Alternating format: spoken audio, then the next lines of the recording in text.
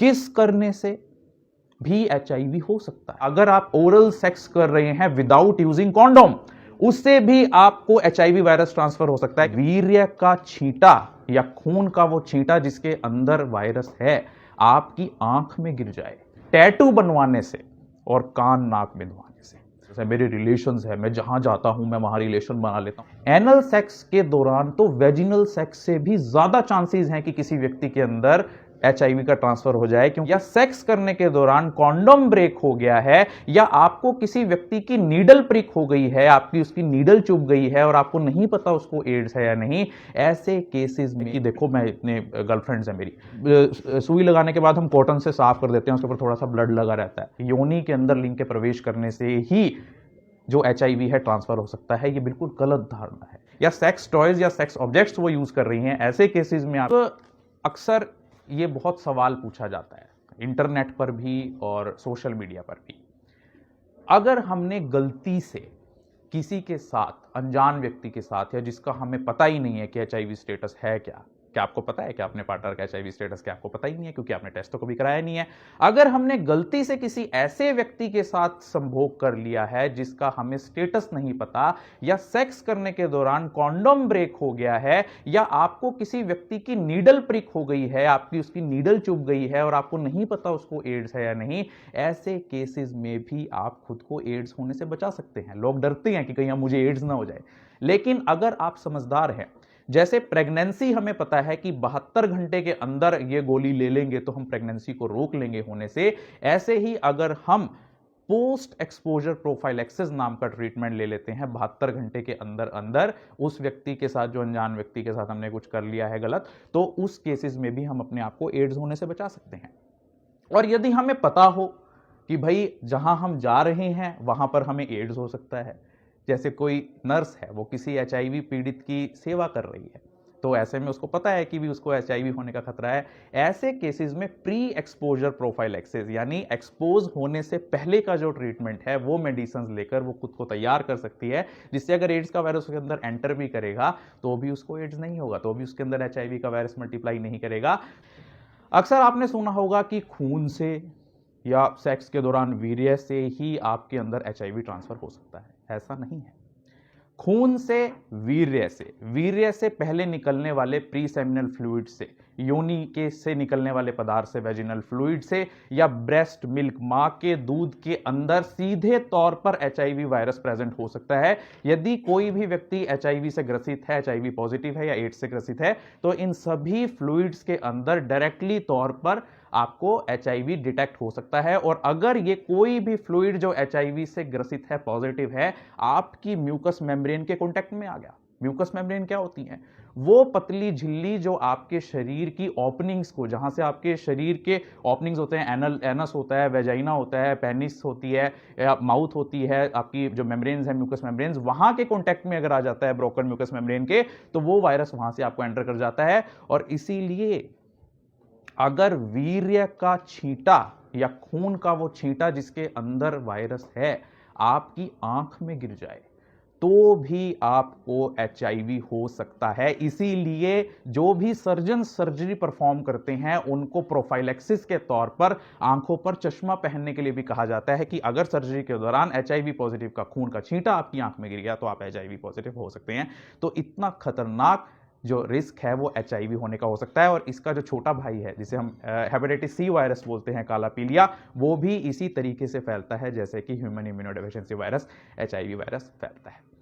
अब आप कहेंगे जी हमारे शरीर में तो इसके अलावा भी फ्लूइड्स होते हैं, उल्टी या फिर हमारा जो मल है, मूत्र है, पसीना है, आंसू हैं, क्या उनसे भी एचआईवी हो सकता है? नहीं,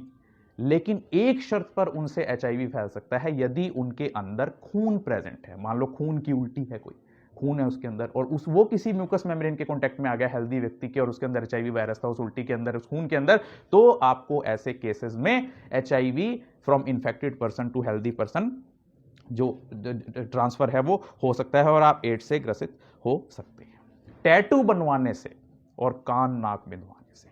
अक्सर हमने देखा है कि हम किसी भी मेले में जाते हैं, दुकान में जाते हैं, या कोई बोलते हैं जी हम हमारी बेटी का कान छेद दो, लो इसके कान में हमें वो डालना है जो भी ऑर्नामेंट होता है सोने का, या इसके नाक में हमें कोका डालना है, या इसके हाथ पे जी ये साइन बना दो, ये नाम लिख दो। HIV पॉजिटिव होने का मतलब होता है कि किसी भी व्यक्ति के अंदर ह्यूमन इम्यूनो डेफिशिएंसी वायरस का होना, यानी आज मेरे अंदर वो वायरस एंटर कर चुका है, that means I am positive for that virus. और अगर वो HIV human immuno deficiency virus, जैसा कि नाम ही बता रहा है, एक व्यक्ति के इम्यून सिस्टम को डेफिशिएंट बना रहा है, इतना सप्रेस कर रहा है कि उसके अंदर बीमारियां जन्म लेने लगी हैं, तो कई तरह की बीमारियां जब हमारे शरीर में उस HIV होने की वजह से डेवलप होने लगती हैं, तो उन कई तरह की बीमारियों को सिंड्रोम का नाम दिया जाता है, इसीलिए वो बन जाता है AIDS, acquired immunodeficiency syndrome. तो ये आपको भ्रांति अपने मन से खत्म करनी है कि जो भी व्यक्ति HIV पॉजिटिव है उसको एड्स है, यानी एड्स से ग्रसित व्यक्ति HIV पॉजिटिव हो सकता है, लेकिन HIV पॉजिटिव व्यक्ति को एड्स हो सकता है। टैटू बना दो इसके, जो भी टैटू की मशीन है वो टैटू को आपकी स्किन में गोदने के लिए आपकी स्किन की एपिथेलियम को पंक्चर करते हुए उस इंक को उस एपिथेलियम के नीचे रखती है, जिस कारण से यदि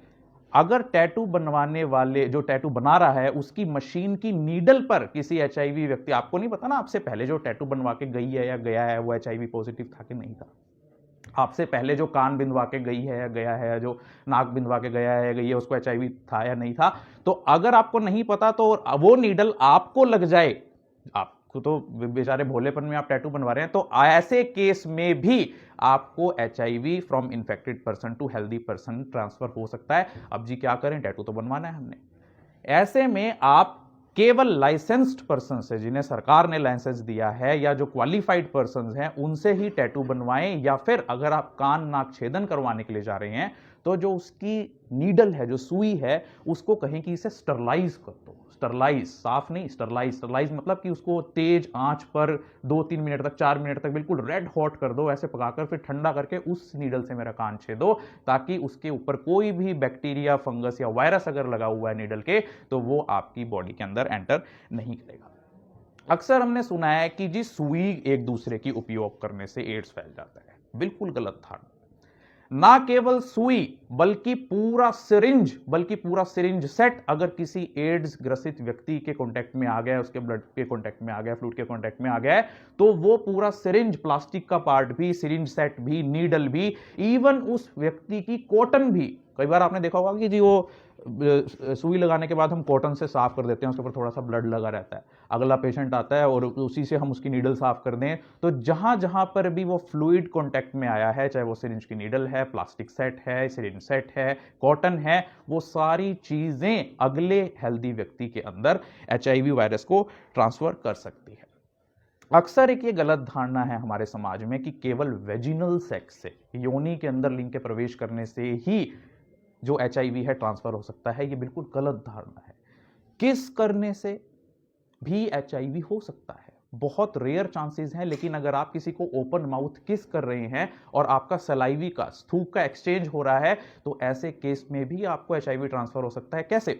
वैसे तो सलाइवा में हमारी प्रकृति ने ऐसा एंजाइम दिया है, ऐसा उसके अंदर रसायन डाला है कि HIV का वायरस उसके अंदर टिकता नहीं है, होता ही नहीं है। लेकिन कई बार क्योंकि हमारे भारतीयों में या आम लोगों में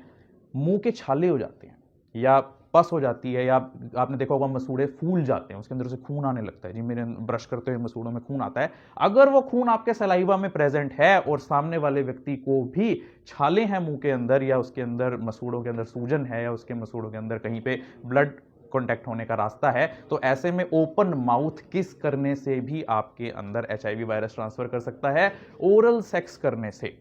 आपने सोचा होगा कि जी वेजिनल या एनल सेक्स करने से ही HIV फैलता है। अगर आप ओरल सेक्स कर रहे हैं विदाउट यूजिंग कॉन्डोम, उससे भी आपको HIV वायरस ट्रांसफर हो सकता है, क्योंकि मैंने आपको बताया कि प्री सेमिनल फ्लूइड, वीर्य से पहले निकलने वाले फ्लूइड से, और साथ में अगर उस लिंग के घर्षण पे जो उसके ऊपर म्यूकस मेम्ब्रेन पे अगर वायरस प्रेजेंट है, और जो ओरल सेक्स परफॉर्म कर रहा है विदाउट कॉन्डोम, अगर उससे वो वायरस ट्रांसफर हो गया उस हेल्दी पर्सन को, ऐसे में भी आपको HIV ट्रांसफर हो सकता है। और ना केवल HIV बल्कि कई तरह की सेक्सुअली ट्रांसमिटेड डिजीजेस, STDs आपको ट्रांसफर हो सकती है, जैसे क्लैमाइडियोसिस, गोनोरिया, सिफिलिस। तो ये बात बतानी क्यों जरूरी है कि अक्सर हम वेजिनल सेक्स के दौरान ही कॉन्डोम का इस्तेमाल करते हैं, ओरल सेक्स के दौरान नहीं करते हैं। अब सवाल उठता है, क्या एनल सेक्स के दौरान एचआईवी ट्रांसफर हो सकता है? यस, एनल सेक्स के दौरान तो वेजिनल सेक्स से भी ज्यादा चांसेस हैं कि किसी व्यक्ति के अंदर एचआईवी का ट्रांसफर हो जाए, क्योंकि एनस की जो म्यूकस मेम्ब्रेन होती है वो वेजाइना की म्यूकस मेम्ब्रेन से भी कई गुना पतली होती है। इसीलिए हमेशा, क्योंकि आजकल हमारे जो समाज का सेक्सुअल बिहेवियर है वो बदल रहा है। आप देख रहे होंगे कि लड़कियां भी आजकल एक दूसरे के साथ सेक्सुअल कॉन्टेक्ट में है, जिसे लेस्बियन सेक्स बोलते हैं। कई तरह की सेक्सुअल ओरिएंटेशंस होती हैं, गे, लेस्बियन, ट्रांसजेंडर, बाइसेक्सुअल, स्ट्रेट। तो ऐसे में अगर गर्ल्स एक दूसरे के साथ आईवी ड्रग्स ले रही हैं, और ये जानना क्यों जरूरी है, हम लोग आईवी ड्रग्स लेते हैं, पहले ही हमें नहीं पता, हम होश में नहीं है ड्रग्स ले रहे हैं, तो इंट्रावेनस तरीके से जो एक दूसरे के साथ सुई एक्सचेंज करके ड्रग्स लेती हैं लड़कियां या लड़का लड़की या लड़के लड़के आपस में, ऐसे केसेस में उनके अंदर जो एचआईवी वायरस है वो ट्रांसफर हो सकता है। सेकंड, जैसे मैंने आपको बताया कि वेजिनल फ्लूइड में एचआईवी प्रेजेंट होता है, तो ऐसे में अगर एक दूसरे के साथ वो ओरल सेक्स परफॉर्म कर रही हैं, ऐसे केसेस में एचआईवी वायरस ट्रांसफर हो सकता है। या सेक्स टॉयज या सेक्स ऑब्जेक्ट्स वो यूज कर रही हैं, ऐसे केसेस में आपके अंदर एचआईवी वायरस ट्रांसफर हो सकता है। आजकल हमारे समाज में एक बहुत चलन चल रहा है मल्टीपल सेक्सुअल पार्टनर्स की, जी एक से ज़्यादा सेक्सुअल पार्टनर्स है, मेरे रिलेशंस है, मैं जहाँ जाता हूँ मैं वहाँ रिलेशन बना लेता हूँ। इसको बड़ी ही टोर से बताया जाता है कि देखो मैं इतने गर्लफ्रेंड्स हैं मेरी। लेकिन अगर आपके एक से ज़्यादा सेक्सुअल पार्टनर्स हैं, multiple sexual partners you are having, that means you are an increased range of this sexual transmitted disease including human immunodeficiency virus. और ऐसे में तो ये भी देखा गया है कि पूरा ग्रुप ही उन डिजीज से ग्रसित हो जाता है, क्योंकि एक पार्टनर दूसरे के साथ रिलेशन, उसके बाद दूसरे, वो सबको ट्रांसफर कर देता है। तो stop having multiple sexual partners. शराब पीने से, मैंने आपको बताया, कैंसर भी हो सकता है, और जो लोग शराब पीते हैं उनके अंदर प्री डायलेक्शन है कि उनके अंदर एचआईवी भी ज्यादा हो, क्योंकि ऐसा व्यक्ति शराब के नशे में, शराब का मतलब होता है, किसी को पता है शराब किस किस शब्द से बनी है? Anyone knows that what is the complete meaning of शराब? शराब दो वर्ड से मिलकर बनी है, शर जिसे फारसी में कहते हैं फसाद, और आब जिसे फारसी में कहते हैं पानी। शराब का मतलब होता है फसाद का पानी, यानी जो लोग भी शराब का सेवन करते हैं वो समझ लीजिए कि वो फसाद का पानी पीकर चलते हैं, और वो उनके जीवन में फसाद खड़ा कर सकती है। तो शराब का सेवन करने वाले लोगों के अंदर एचआईवी की संभावना ज्यादा रहती है, क्योंकि उनको होश रहता नहीं, वो ड्रिंक एंड ड्राइव भी करते हैं, वो ड्रिंक एंड सेक्सुअल रिलेशंस भी करते हैं, तो वो ऐसे में उनको होश ही नहीं रहता कि वो कहां प्रोटेक्शन यूज कर रहे हैं कहां नहीं। तो अगर आपके पार्टनर्स, चाहे वो मेल पार्टनर्स है फीमेल पार्टनर्स है, शराब का सेवन कर रही हैं और आप उनके साथ सेक्सुअल कॉन्टैक्ट में हैं, तो आपको ध्यान रखना चाहिए कि आपको हर 3 महीने में अपनी एचआईवी टेस्टिंग करा लेनी चाहिए। आईवी ड्रग यूजर्स, मैंने आपको बता दिया है कि जो इंट्रावेनस तरीके से सुई से एक दूसरे को इंजेक्शन लेकर ड्रग्स का इस्तेमाल करते हैं, उनके अंदर एचआईवी हो सकता है। जो भी व्यक्ति एचआईवी पॉजिटिव पाया जाता है, कोई भी हेल्दी व्यक्ति अगर सिविल हॉस्पिटल में जाता है या उसको शक है कि मुझे एड्स के सिम्टम हो सकते हैं, मुझे एचआईवी हो सकता है,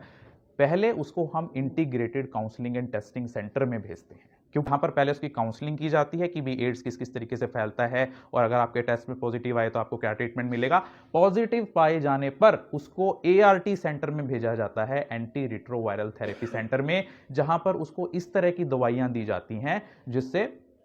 उसके जो एड्स के वायरस की मल्टीप्लिकेशन है, जो उसके मल्टीप्लाई होने की क्षमता है, वो कम हो जाती है, और धीरे धीरे उसका वायरल लोड 0 तक पहुंच जाता है। ऐसे केसेस में जहां पर एड्स के मरीज का जो वायरल लोड है वो 0 तक पहुंच गया है या नॉन डिटेक्टेबल है, अनडिटेक्टेबल है, ऐसे लोग भी अपनी सेक्सुअल लाइफ अच्छे तरीके से जी सकते हैं, उनके साथ सेक्स किया जा सकता है, बशर्ते कि कॉन्डोम का यूज भी किया जाए। अदरवाइज सेक्स जो हेल्दी पर्सन है उसको एड्स होने के चांसेस बढ़ जाएंगे।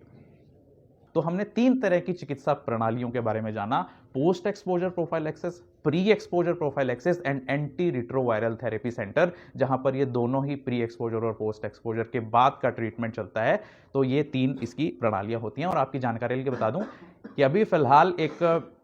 थेरेपी चल रही है जिसमें 3 मरीजों का सक्सेसफुल इलाज कर दिया गया है एड्स से, एचआईवी से, जिनको साथ में एक ब्लड कैंसर भी था, ल्यूकीमिया भी था। और जो आपने सर ये ब्रेस्ट कैंसर के बारे में बताया है, इसके अंदर नई एडवांसमेंट ये हुई है कि अब आर्टिफिशियल इंटेलिजेंस, एआई सुना है आप लोगों ने? एआई सबने सुना होगा। आर्टिफिशियल इंटेलिजेंस के यूज से भी ब्रेस्ट कैंसर के डायग्नोसिस को इतना सटीक कर दिया गया है। अमेरिका में और ब्रिटेन में कई ऐसे पेशेंट्स हैं जिनके अंदर without any symptom of lump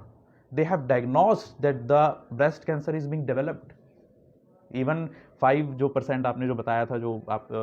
measurement बता रहे थे, उस गांठ के बनने से पहले ही आर्टिफिशियल इंटेलिजेंस बता सकता है कि आपके अंदर ब्रेस्ट कैंसर डेवलप हो रहा है, और कैंसर की मेडिसिन भी अब काफ़ी एडवांस्ड होती जा रही हैं। ऐसे ही एड्स के ट्रीटमेंट में भी काफ़ी एडवांसमेंट आ चुका है। तो बहुत धन्यवाद आप सभी का कि आपने इतने महत्वपूर्ण टॉपिक पर मुझे यहाँ पर बुलाया और सुना। आशा करता हूँ कि आपके बहुत सारे जो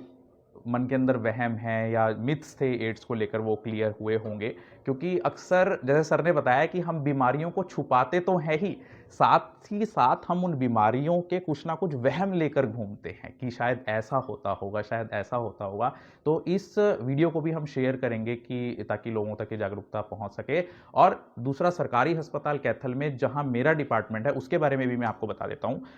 हमारे सरकारी अस्पताल कैथल में डिपार्टमेंट ऑफ साइकेट्री है, मनोरोग विभाग, जिसके अंदर कई तरह के वर्टिकल डिपार्टमेंट्स हैं। नंबर 1 हमारे पास डिस्ट्रिक्ट मेंटल हेल्थ प्रोग्राम है, जिसके अंदर depression, anxiety, obsessive compulsive disorder, fits, seizure, conversions, Alzheimer's disease, autism या वो सभी प्रकार के रोग जो वर्ल्ड हेल्थ ऑर्गेनाइजेशन द्वारा इंटरनेशनल क्लासिफिकेशन ऑफ डिजीजेज 11 में लिस्टेड किए गए हैं, उन सभी का इलाज किया जाता है। दवाइयाँ, परामर्श, काउंसलिंग और दाखिल करने की सुविधा पूरी तरीके से मुफ्त उपलब्ध है, यानी बच्चे से लेकर बुजुर्ग तक के सभी मानसिक रोगों का इलाज वहां पर है। नंबर 2 हमारे पास ड्रग डी एडिक्शन सेंटर है, नशा मुक्ति केंद्र,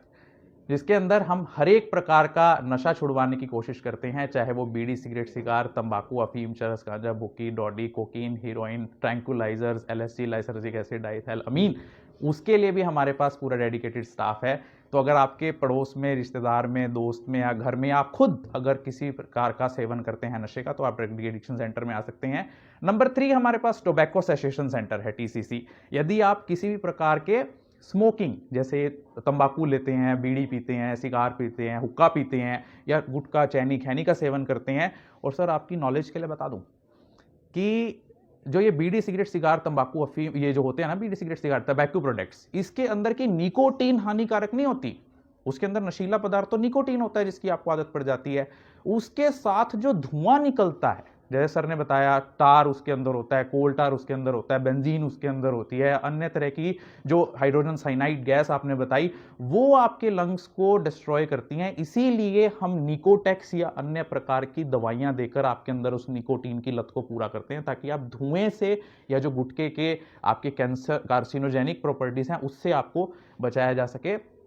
नंबर 4 हमारे पास ओपियोइड सब्स्टिट्यूशन थेरेपी सेंटर है, OST सेंटर, जिसके अंदर हम उस नशेड़ी का, उस नशे के मरीज का इलाज करते हैं जिसके अंदर इंट्रावेनस इंजेक्शन के जरिए नशा लेने की लत है, और उसके अंदर हम उसको ब्यूप्रीनॉर्फिन टैबलेट देते हैं और सामने बिठाकर मरीज को खिलाते हैं। नंबर 5 हमारे पास एडिक्शन ट्रीटमेंट फैसिलिटी है, ATF, जो सीधा कंट्रोल कर रहा है, सुपरवाइज कर रहा है, All India Institute of Medical Sciences New Delhi, अखिल भारतीय आयुर्विज्ञान संस्थान नई दिल्ली, जिसके अंदर भी हम सभी प्रकार के नशों का इलाज कर रहे हैं। हमारे पास मेडिकल ऑफिसर आ गए हैं, 2 ATF काउंसलर्स आ गए हैं, डाटा मैनेजर आ गए हैं, नर्सिस आ गई हैं। तो वहां पर भी आपको दाखिले की, परामर्श की, इलाज की और दाखिल होने की या सभी जो भी उसके अंदर फॉर्मेलिटीज हैं, जो भी ट्रीटमेंट प्लान है, वो भी आपको फ्री ऑफ कॉस्ट जो है अवेल कराया जाएगा, अवेलेबल है हमारे पास। और 2 हमारे पास हैं हॉरिजॉन्टल डिपार्टमेंट्स, एक तो ये ICTC integrated counselling and testing centre, और दूसरा ART, जहां पर हम HIV के, एड्स के मरीजों का इलाज करते हैं। और दूसरा हमारे पास हॉरिजॉन्टल डिपार्टमेंट है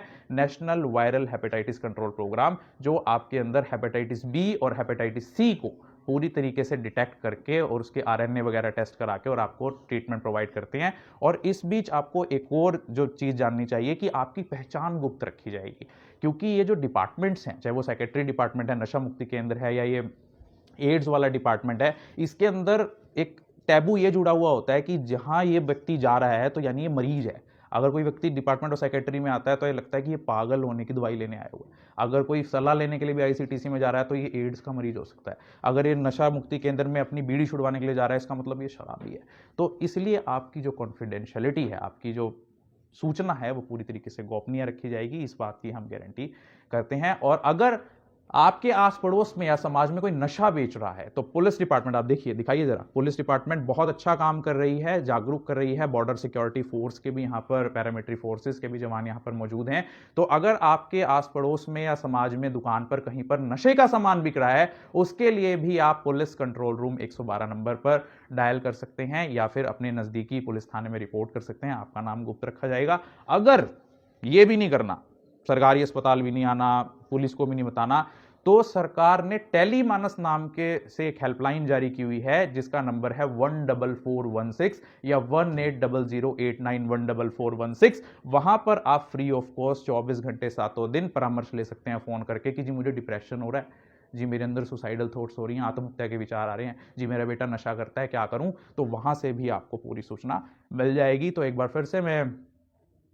कैथल जिले के प्रशासन का, स्वास्थ्य विभाग के उच्च अधिकारियों का और आप सभी का हार्दिक दिल से धन्यवाद करता हूं कि आप यहां पर आए और जागरूक हो भी रहे हैं और आगे जाकर भी अपने समाज को जागरूक करेंगे। बहुत बहुत धन्यवाद।